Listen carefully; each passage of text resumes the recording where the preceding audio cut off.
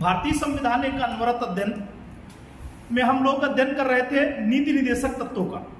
नीति निर्देशक तत्वों पर अगर चर्चा करें तो हम लोगों ने उन पर चर्चा किया था कि नीति निर्देशक तत्वों का समावेश भारतीय संविधान सभा द्वारा किस प्रकार से चर्चा बहस करके और क्या किया गया, भारतीय संविधान में सकारात्मक उद्देश्यों के साथ उनकी स्थापना की गई।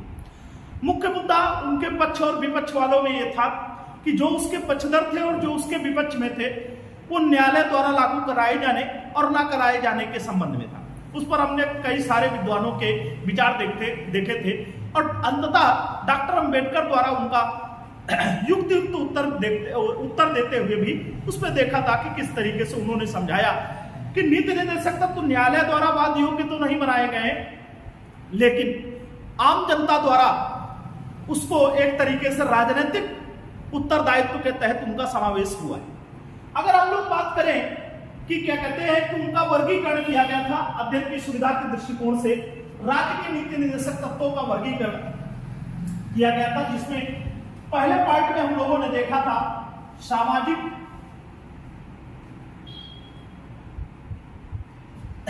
आर्थिक न्याय से संबंधित नीति निर्देशक तत्व या न्याय पर आधारित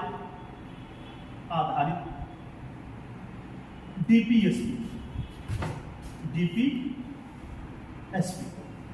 अब यहां पर अगर हम लोग बात करें कि कौन कौन से अनुच्छेद इस भाग में समाहित थे, तो सर्वप्रथम हम लोग पढ़ेंगे अनुच्छेद 39 में काखा गाघा करके दिए गए हैं, जिसमें से हमको महत्वपूर्ण 2 आर्टिकल हैं, अनुच्छेद 39 घा और अनुच्छेद 1 का पार्ट जोड़ा गया अनुच्छेद 39 का।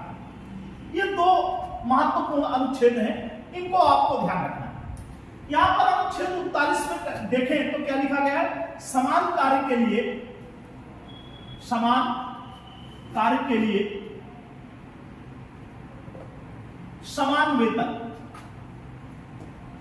वेतन का प्रावधान। अब किसके लिए समान कार्य के लिए समान वेतन का प्रावधान, तो स्त्रियों और पुरुषों को समान कार्य के लिए समान वेतन दिया जाएगा। यह प्रावधान अनुच्छेद 39 घ में, या फिर आप ध्यान रख सकते हैं अनुच्छेद 39 डी में किया गया। समान कार्य के लिए समान वेतन का प्रावधान क्यों करना पड़ा, क्योंकि अगर भारत की पृष्ठभूमि में देखें तो महिलाओं को 2ym दर्जे का नागरिक अधिकांशता उनको माना जाता था और उनके कार्य की तुलना पुरुषों के कार्य की तुलना में कम आंकी जाती थी और इस वजह से उनको मजदूरी या वेतन भी कम दिया जाता था। लेकिन अब प्रावधान किया गया है कि राज्य ऐसा कानून बनाएगा, ऐसा प्रावधान करेगा कि समान कार्य के लिए समान वेतन दिया जाएगा। अगर किसी कार्य को स्त्री और पुरुष दोनों कर रहे हैं तो जितना वेतन पुरुषों को होगा, जितनी उपलब्धियां, वेतन भत्ते, छुट्टियां पुरुषों को मिलेंगी, उतनी ही स्त्रियों को भी प्राप्त होंगी। और आज की स्थिति में देखेंगे विभिन्न विभागों में, विभिन्न तरीके के कर्मचारियों में राज्य सरकारों ने इस अनुच्छेद को प्रावधानित किया है कि समान कार्य के लिए समान वेतन प्रदान किया जाता है। अनुच्छेद 39 को देखेंगे तो क्या प्रावधान, तो ये और अनुच्छेद 21 में 2 संबंध देखेंगे।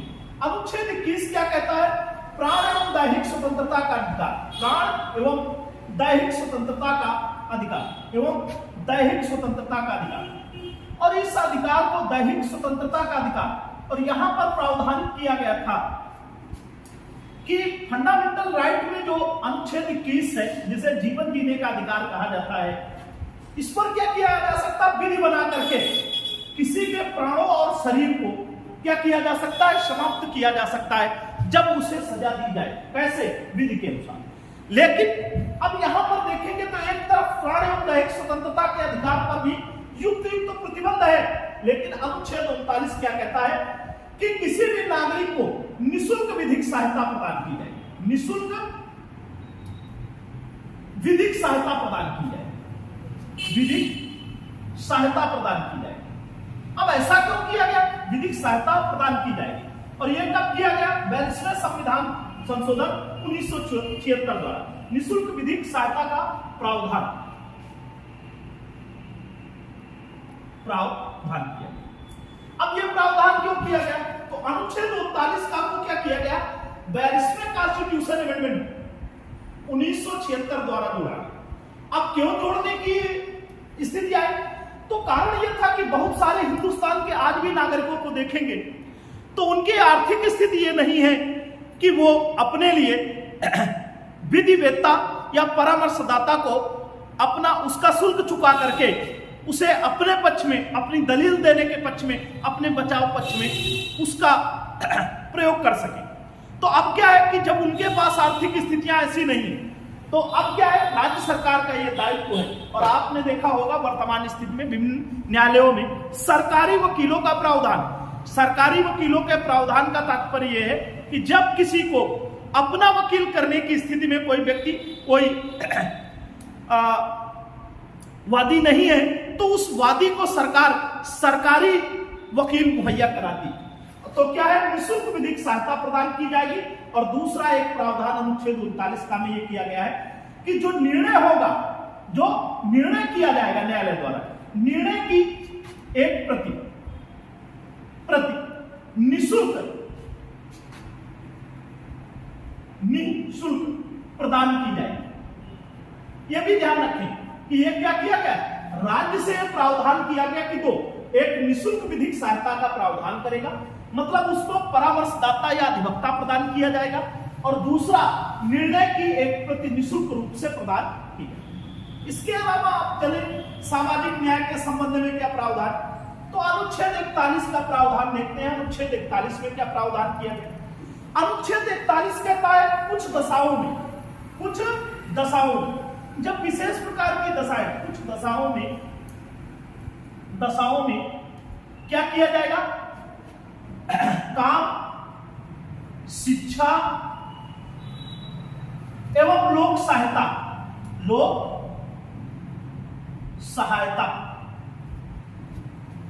पाने का अधिकार।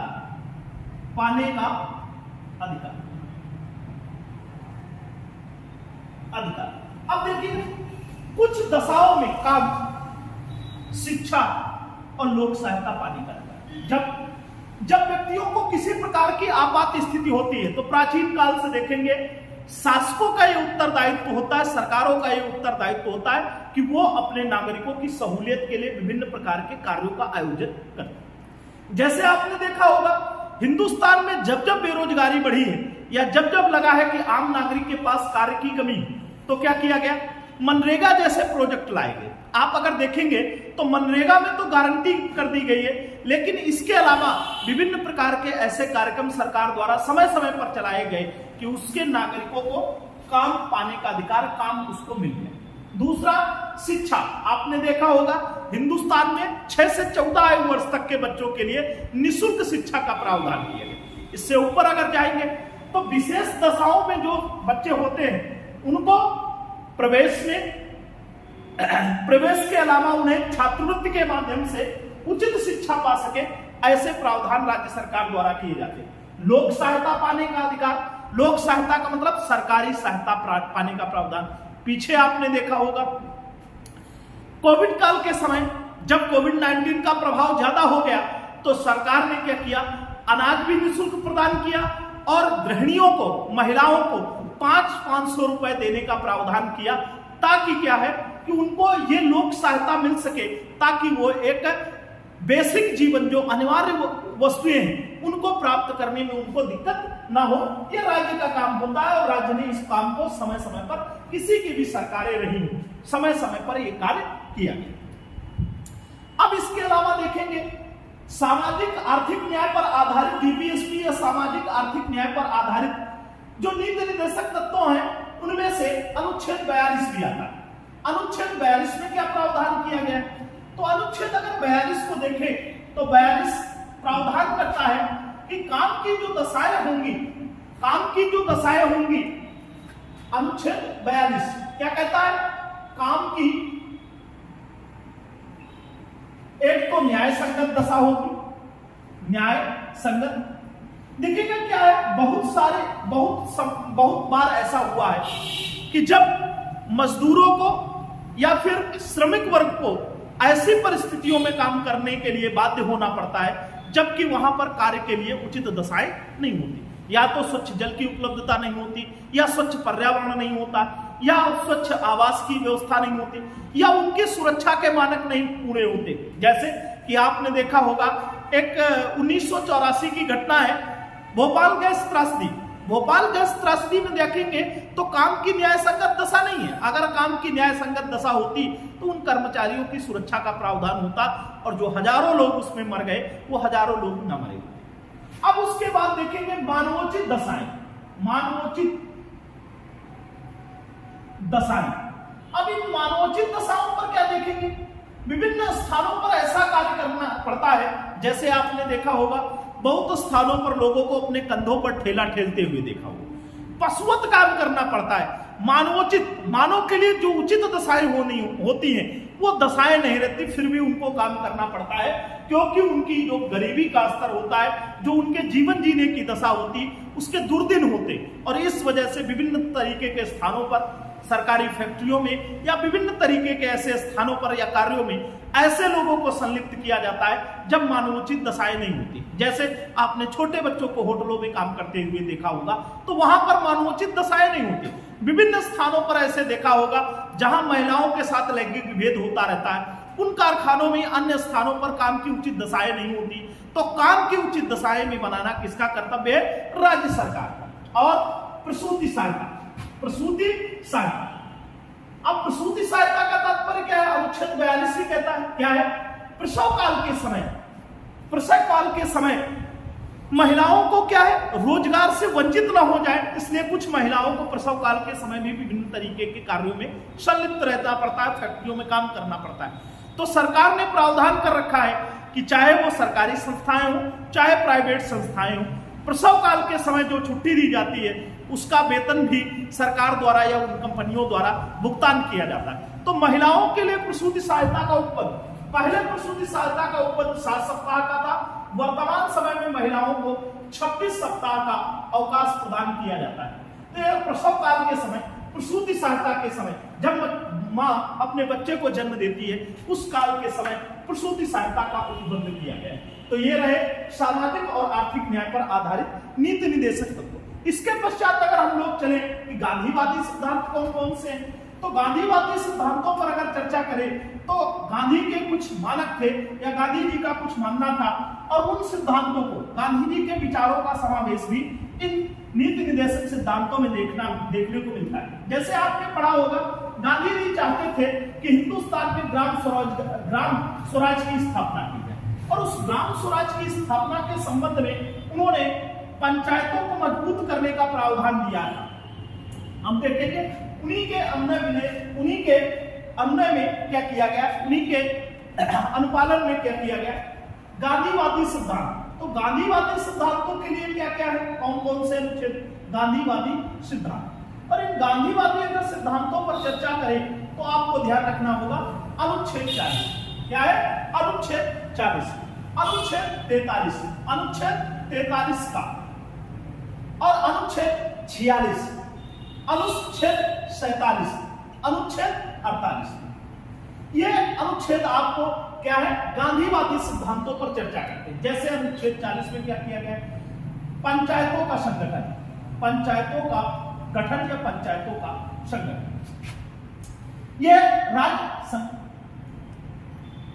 यह राज्य सरकारों का दायित्व है कि वो पंचायतों की स्थापना राज्यों में करें। राज्य सरकारों ने विभिन्न प्रकार से पंचायतों की स्थापना की थी, लेकिन 73वें संविधान संशोधन 1993 द्वारा या 92 द्वारा क्या किया गया, 73वें संविधान संशोधन 1993 द्वारा भाग 9 को पुनः स्थापित किया गया और पंचायतों के संबंध में प्रावधान कर दिए गए। तो अब पंचायतों का गठन जो होता है, त्रिस्तरीय पंचायतों के संबंध में प्रावधान, त्रिस्तरीय पंचायतों के संबंध में प्रावधान किसमें कर दिया गया है, तो 73वें संविधान संशोधन 1993 द्वारा उन्हें संवैधानिक दर्जा प्रदान किया गया। अब क्या देखेंगे, अनुच्छेद 43 की बात देखते हैं। तो अनुच्छेद 43 कहता है कर्मकारों के लिए निर्वाह मजदूरी आदि, कर्मकारों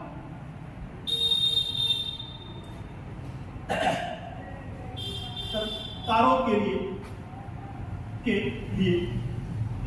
निर्वाह मजदूरी आदि, निर्वाह मजदूरी आदि, मजदूरी आदि।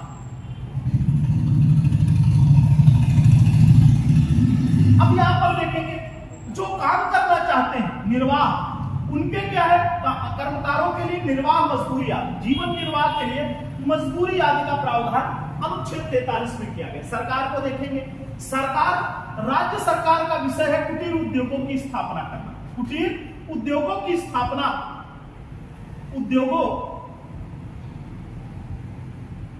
उद्योगों की स्थापना का प्रावधान, ये किसका विषय है, राज्य सूची का विषय, राज्य सूची का विषय है, ये आप ध्यान रखेंगे। और ये अनुच्छेद 43 के तहत। दूसरी चीज, केंद्र सरकार भी विभिन्न तरीके के आया, जैसे देखा होगा खादी बोर्ड की स्थापना, खादी निगम की स्थापना।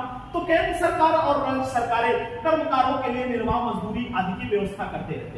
और अब आप देखेंगे एक कानून बना करके क्या किया गया, कार्य की गारंटी दी गई कि रोजगार के संबंध में मनरेगा, महात्मा गांधी राष्ट्रीय ग्रामीण रोजगार गारंटी योजना मनरेगा, यह अनुच्छेद 43 के तहत ही आएगा कि क्या किया गया, अब लोगों के लिए 100 दिन की रोजगार की गारंटी प्रदान की गई मनरेगा के माध्यम से। अब उसके बाद देखेंगे अनुच्छेद 43 का में क्या प्रावधान है। 43 का में देखें तो उद्योगों में कर्मकारों की भागीदारी, उद्योगों में कर्मकारों की भागीदारी। अब देखिएगा, जितना ज्यादा भागीदार बनाएंगे लोगों को, उतना ज्यादा बेहतर तरीके से लोग काम करेंगे। तो कर्मकारों के लिए भागीदारी करने का प्रावधान का मतलब क्या है, लोगों के आर्थिक न्याय की बात की गई। लोगों को जो आर्थिक न्याय की संकल्पना भारतीय संविधान की प्रस्तावना में की गई थी, उस आर्थिक न्याय को प्रदान करने के लिए क्या किया गया, उद्योगों में कर्मकारों की भागीदारी का प्रावधान किसमें किया गया, अनुच्छेद 43 का में किया गया। अनुच्छेद 46 में देखेंगे तो क्या प्रावधान किया गया, तो अनुच्छेद 46 एससी एसटी और अन्य दुर्बल वर्गों क्या कहता है, राज्य से अपेक्षा करता है कि राज्य क्या करे, एससी एसटी और अन्य दुर्बल वर्गों को क्या करे, शिक्षा आदि मुहैया कराने का प्रबंध करे तथा उनके आर्थिक हितों के संबंध में अभिवृद्धि के लिए उपबंध करें। क्या करेंगे, आर्थिक समृद्धि के उपबंध में प्रावधान करें। तो यहां पर देखेंगे अनुच्छेद 46, 47 और 48 ये क्या कहते हैं, तो 46 क्या कहता है, 46 कहता है एससी एसटी और अन्य दुर्बल वर्ग, जो भी अन्य दुर्बल वर्ग है, दुर्बल वर्गों को क्या करें, इनकी शिक्षा तथा स्वास्थ्य या फिर कह सकते हैं शिक्षा और रोजगार के संबंध में प्रावधान। यह प्रावधान किया गया किसमें, अनुच्छेद 46 में कहा गया कि राज्य सरकारें एससी एसटी और अन्य दुर्बल वर्गों, एक तरीके से कहा जा सकता है वंचित वर्गों के संबंध में विशेष तरीके के प्रावधान करें कि उन्हें शिक्षा और रोजगार प्राप्त हो सके। अनुच्छेद 47 में देखेंगे, अनुच्छेद 47 कहता है राज्य का कर्तव्य है कि राज्य अपने नागरिकों के, राज्य का कर्तव्य है, राज्य का क्या कर्तव्य है, राज्य का कर्तव्य है ये क्या करे, अपने नागरिकों के पोषाहार स्तर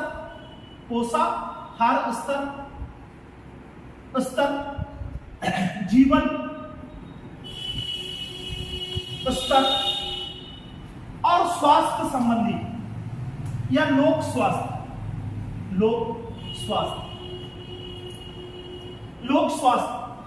को ऊंचा करने का प्रयास है। अब यहां पर एक बात और कही गई अनुच्छेद 47 में, लेकिन ये पोषाहार स्तर बढ़ाने, जीवन स्तर बढ़ाने के साथ साथ वो मादक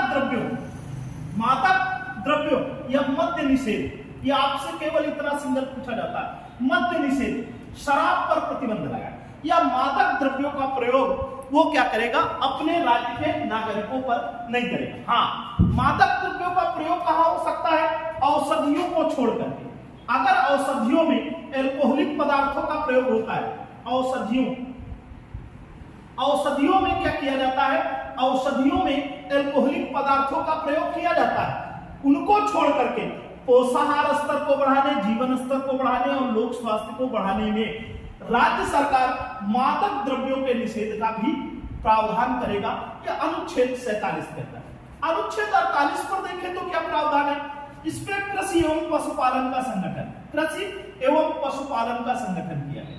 पशुपालन के संबंध में उपबंध किया गया है कि राज्य कृषि और पशुपालन और जब कृषि और पशुपालन एक साथ होते हैं तो इसको कहते हैं मिश्रित कृषि। क्या कहते हैं?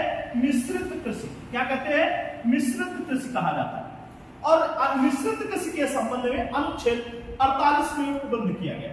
अनुच्छेद 48 में ही देखेंगे तो एक उपबंध और किया गया है, गो हत्या निषेध। गो हत्या निषेध, गो हत्या निषेध। इसके संबंध में प्रावधान, इसके संबंध में कैसे प्रावधान है? इसके संबंध में प्रावधान पशुपालन के माध्यम से किया गया है कि क्या किया जाए? दुधारू गायों और पशुओं, दुधारू गायों और बलिष्ठ बैलों की हत्या न की जाए, उनका वध न किया जाए। क्यों?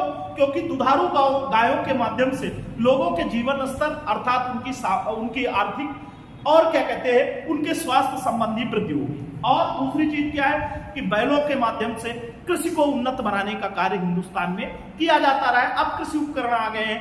पहले क्या है कि इसमें विभिन्न तरीके से देखा जाए तो पशुओं के माध्यम से ही कृषि का संचालन होता था। इसलिए ये उपबंध गांधीवादी सिद्धांतों के अंतर्गत किए गए, क्योंकि गांधी जी भी गो हत्या निषेध के संबंध में विचार रखते हैं।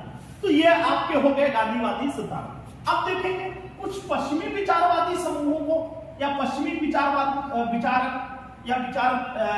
करने वाले लोगों के विचारों का समावेश, उनमें क्या प्रावधान, क्या उपबंध किए गए, उनमें देखेंगे।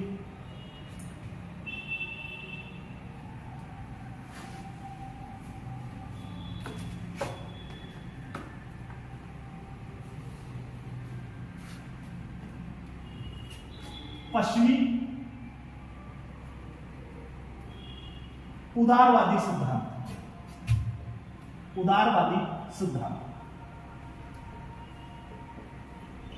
पश्चिमी उदारवादी सिद्धांतों के अंतर्गत किन किन अनुच्छेदों का हम लोग अध्ययन करेंगे? तो यहां पर अनुच्छेदों का अध्ययन करेंगे, इन 4 अनुच्छेदों का अध्ययन करेंगे। अनुच्छेद 44 का, अनुच्छेद 45 का, अनुच्छेद 50 का और अनुच्छेद 51। अब इन अनुच्छेदों पर देखें क्या प्रावधान किया गया।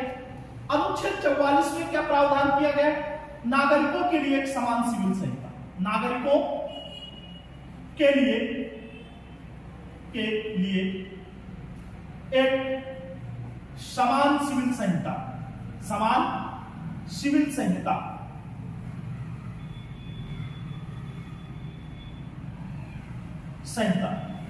अर्थात अनुच्छेद 14 में जो बात कही गई है कि कानून के समक्ष सभी समान होंगे, वो कानून के समक्ष समानता के लिए उपबंध किया गया है कि नागरिकों के लिए एक समान सिविल संहिता बनाया गया। अभी तक अगर हम देखेंगे तो गोवा एक ऐसा मात्र राज्य है जिसमें क्या है एक समान सिविल संहिता का प्रावधान है कि आपका धर्म चाहे जो भी हो, कानून के समक्ष आपका जो कानून के द्वारा जो आपके पक्ष में निर्णय दिया जाएगा वो धार्मिक आधार पर नहीं, कानून के आधार पर दिया जाएगा।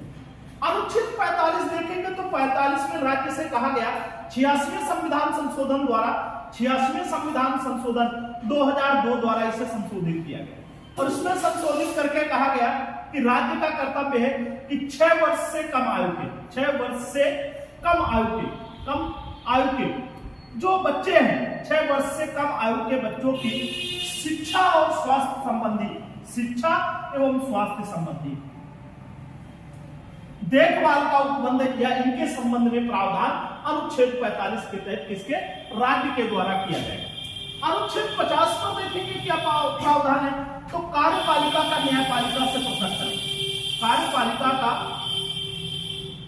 न्यायपालिका से पृथक्करण, न्यायपालिका से पृथक्करण। अब ये जो पृथक्करण के संबंध में उपबंध किया गया, पृथक्करण, अब ये पृथक्करण के संबंध में क्या उपबंध किया गया, तो इस पर अगर देखेंगे तो इस पर विचार करें तो एक आप लोग हमें खोज करके बताइएगा। मॉन्टेस्क्यू एक विचारक है पश्चिम का, और पश्चिम का जो विचारक है मॉन्टेस्क्यू वो क्या कहता है, वो कहता है कि पृथक्करण का सिद्धांत देता है। मॉन्टेस्क्यू ने एक पृथक्करण का सिद्धांत दिया है। तो आप लोग हमें कमेंट करके ये बताइएगा मॉन्टेस्क्यू का पृथक्करण का सिद्धांत उसकी किस पुस्तक में समाहित है, उसकी किस पुस्तक में समाहित है ये बताइएगा। मॉन्टेस्क्यू ने एक सिद्धांत दिया गया है और मॉन्टेस्क्यू के उसी सिद्धांत को क्या किया गया है, मॉन्टेस्क्यू के उसी सिद्धांत को आपके यहां अनुच्छेद 50 के तहत कार्यपालिका को न्यायपालिका से पृथककरण के संबंध में उपबंध किया गया है कि कार्यपालिका और न्यायपालिका पृथक रूप से काम करेंगी, अर्थात न्यायपालिका हिंदुस्तान में स्वतंत्र है और न्यायपालिका में क्या है, कार्यपालिका या विधायिका हस्तक्षेप न कर सके, इसके संबंध में उपबंध किए गए हैं। तो आप लोग हमें कमेंट करके बताइएगा कि पृथककरण का सिद्धांत मॉन्टेस्क्यू ने अपनी किस पुस्तक में दिया। आगे चलते हैं अनुच्छेद 51। अनुच्छेद 51 में क्या प्रावधान किया गया है? तो अनुच्छेद 51 में उपबंध किया गया है। क्या उपबंध किया गया है? तो यहां पर कहा गया है कि अंतरराष्ट्रीय शांति और सुरक्षा की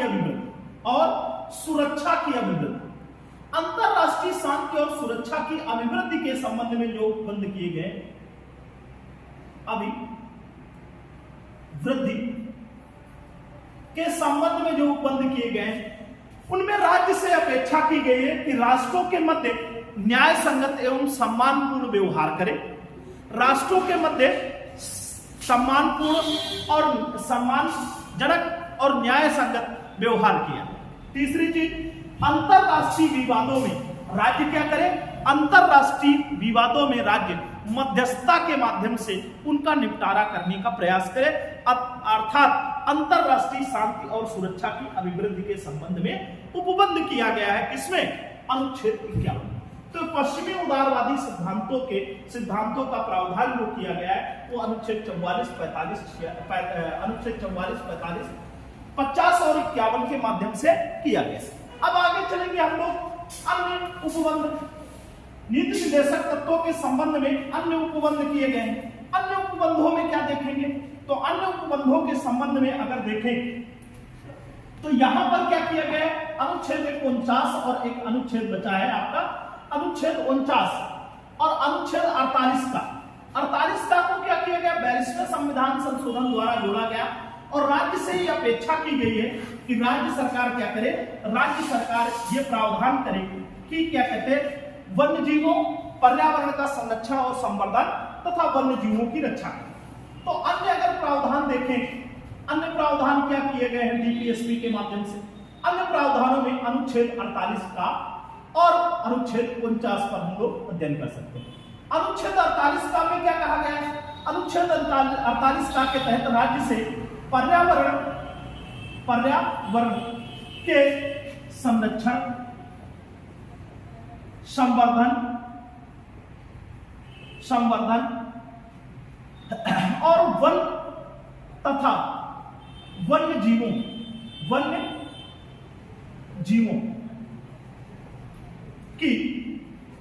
रक्षा के संबंध में या संरक्षण के संबंध में प्रावधान किया। तो पर्यावरण अपने राज्य का बेहतर करे, इसके संबंध में राज्य को निर्देश दिया गया कि पर्यावरण का संरक्षण, संवर्धन और वन्य जीवों की रक्षा करे। यह भी 42वें संविधान संशोधन 1976 द्वारा किया। अनुच्छेद 50 में क्या है, इसमें कहा गया है राष्ट्रीय महत्व के स्मारकों,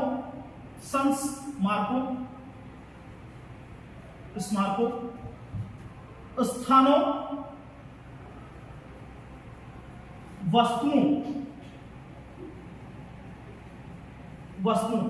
का संरक्षण। क्या कहा गया?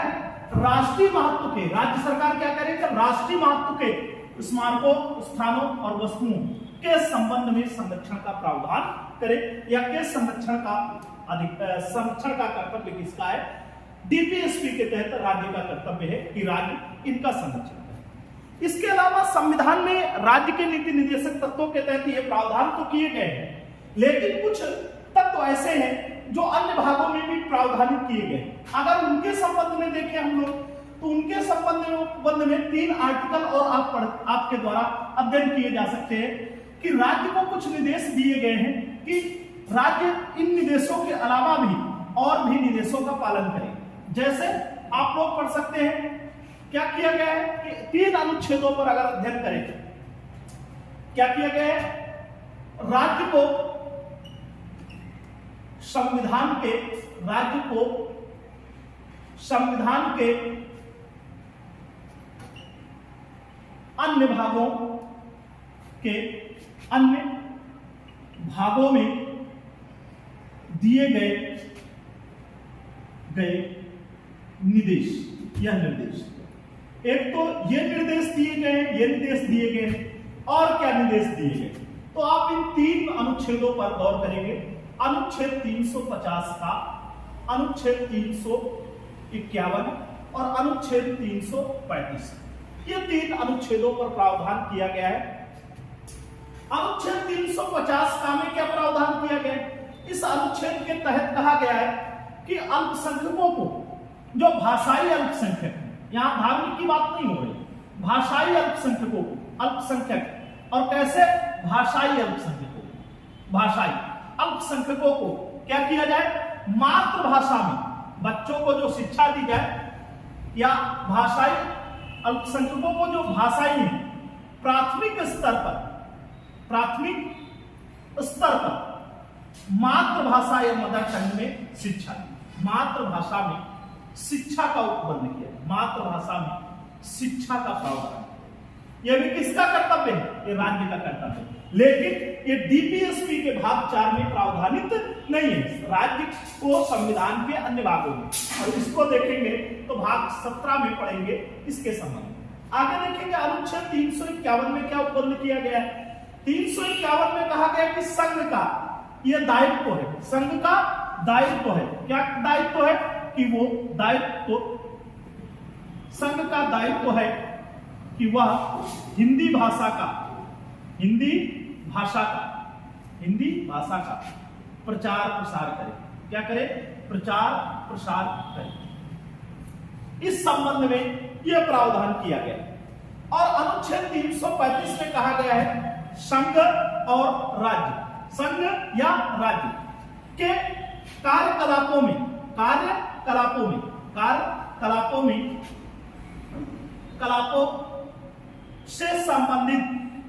से संबंधित सेवाओं और पदों पर प्रशासन में दक्षता को एससी एसटी या अन्य के उपबंध में प्रशासन की दक्षता में कोई कसर न की जाए, प्रशासन की दक्षता को बरकरार रखा जाए। यह आप ध्यान रखेंगे कि राज्य के नीति निर्देशक तत्वों के भाग 4 के अलावा भी और क्या उपबंध राज्यों को दिए गए हैं। तो अनुच्छेद 350 का, 351 और 335 यह ध्यान रखेंगे। हम लोगों ने अध्ययन किया है कि नीति निर्देशक तत्व में क्या क्या उपबंध किए गए और उस प्रकार उनका किस प्रकार से विभाजन करके अध्ययन किया जा सकता है। अब हम लोग देखेंगे मूल अधिकार और नीति निर्देशक तत्वों में मूलभूत अंतर क्या है। तो अगर नीति निर्देशक तत्व और मूल अधिकारों में प्रमुख अंतर देखें तो मूल अधिकार और नीति निर्देशक तत्वों में विभिन्न प्रकार के अंतर मिल जाएंगे। अब अगर इन अंतरों को देखें तो मूल अधिकारों का प्रावधान भारतीय संविधान के भाग 3 में किया गया, और नीति निर्देशक तत्वों का उल्लेख भाग 4 में किया गया है। अब क्या है, नीति निर्देशक मूल अधिकारों का जो प्रावधान है अनुच्छेद 12 से 35 में किया गया है। इसके अनुच्छेद क्या है? अनुच्छेद 12 से 35 में किया गया है। इसके लिए अनुच्छेद क्या है? इसका प्रावधान अनुच्छेद 36 से 51 में किया गया है, 36 से 51 में किया गया है। अब अगर देखें मूल अधिकारों का प्रावधान या मूल अधिकारों की प्रकृति कैसी है, तो मूल अधिकार राज्य के विरुद्ध प्राप्त, मूल अधिकार राज्य के विरुद्ध प्राप्त।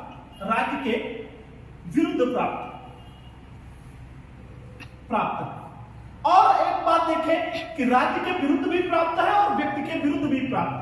लेकिन नीति निर्देशक तत्व राज्य के संचालन के लिए, नीति निर्देशक तत्व राज्य के संचालन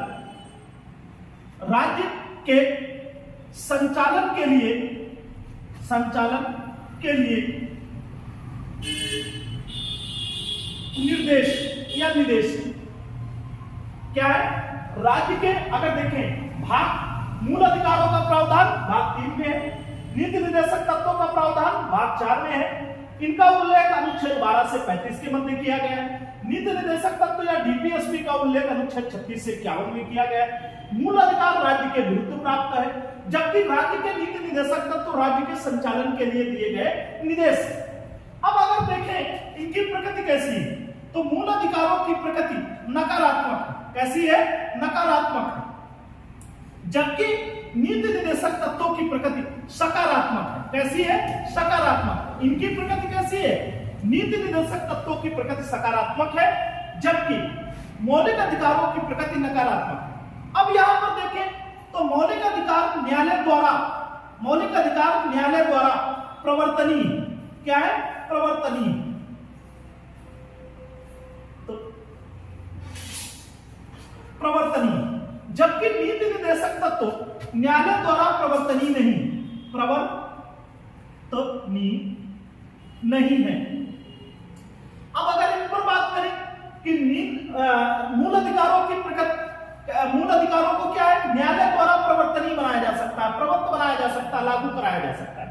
अर्थात अगर देखेंगे अनुच्छेद 32 और अनुच्छेद 226 के तहत यह बाध्यकारी प्रावधान बनाया गया है कि अगर किसी व्यक्ति के मौलिक अधिकारों का उल्लंघन होता है तो क्या किया जाएगा?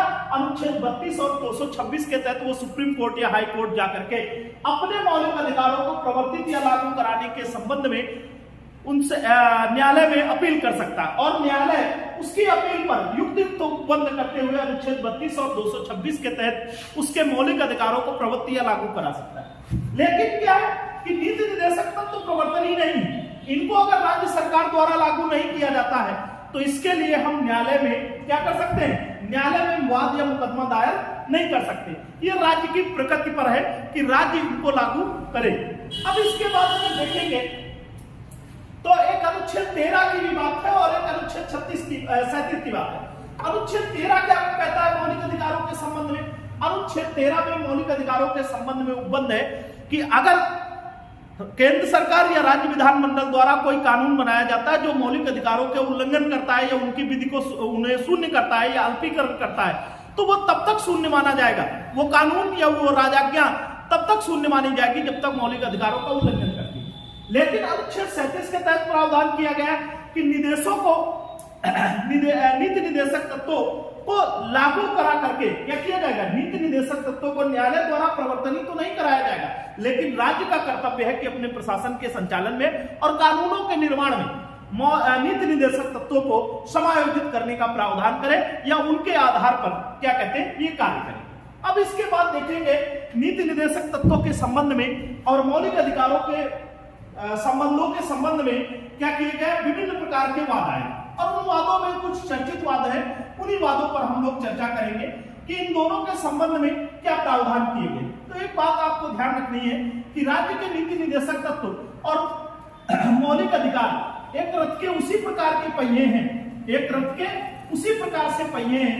जैसे कोई रथ चलने के लिए दो पहियों की आवश्यकता होती है, उसी प्रकार से देश में सामाजिक और आर्थिक लोकतंत्र स्थापित करने के लिए दो पहियों की आवश्यकता है, और वो दो पहिए कौन कौन से हैं? क्या कहते हैं? नीति निदेशक तत्व। अर्थात क्या कहा गया? सामाजिक और आर्थिक लोकतंत्र स्थापित करने के लिए, आर्थिक प्रजातंत्र स्थापित करने के लिए, आर्थिक प्रजातंत्र स्थापित करने के लिए या स्थापित करने हेतु क्या है? एक रथ के पहिए के समान, रथ के दो पहियों के समान।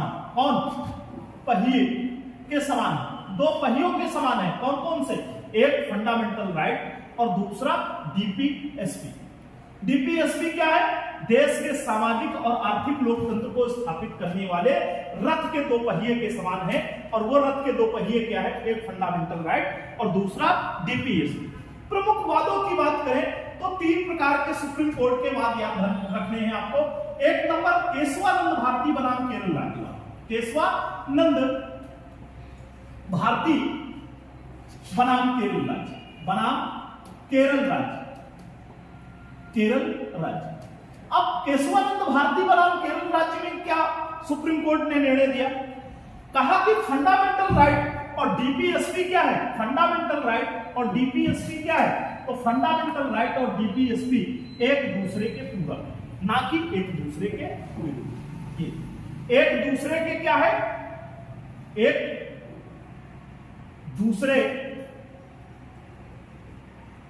के पूरक।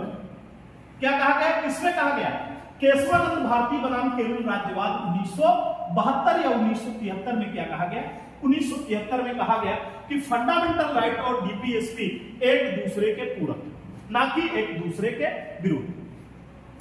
फिर क्या किया गया, एक वाद है, आपको ध्यान रखना है, मद्रास राज्य बनाम चंपाकम दोराईराजन, मद्रास राज्य बनाम चंपाकम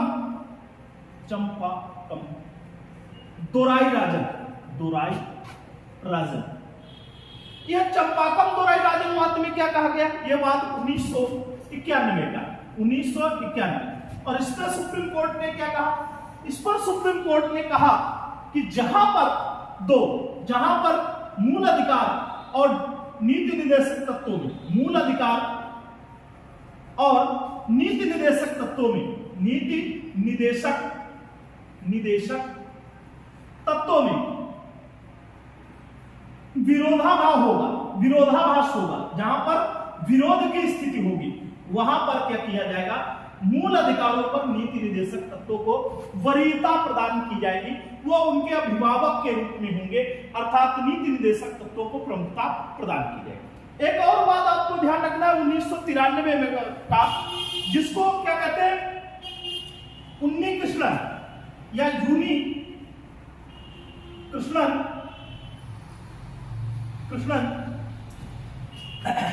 बनाम आंध्र प्रदेश राज्य, आंध्र प्रदेश राज्य। और आंध्र प्रदेश राज्य के इस वाद में क्या किया गया, 1993 का वाद है, और इस 93 के वाद में क्या कहा गया, फिर वही बात दोहराई गई, कहा गया कि फंडामेंटल राइट अर्थात मौलिक अधिकार और नीति निदेशक तत्व विरोधी नहीं है, बशर्ते कि एक दूसरे के पूरक हैं। ये आपके प्रमुख वाद हो गए और प्रमुख बातें हो गई। यहां से नीति निदेशक तत्वों का चक्र कंप्लीट होता है। अब इसके पश्चात हम लोग बात करेंगे भाग 4 का मौलिक कर्तव्यों के संबंध।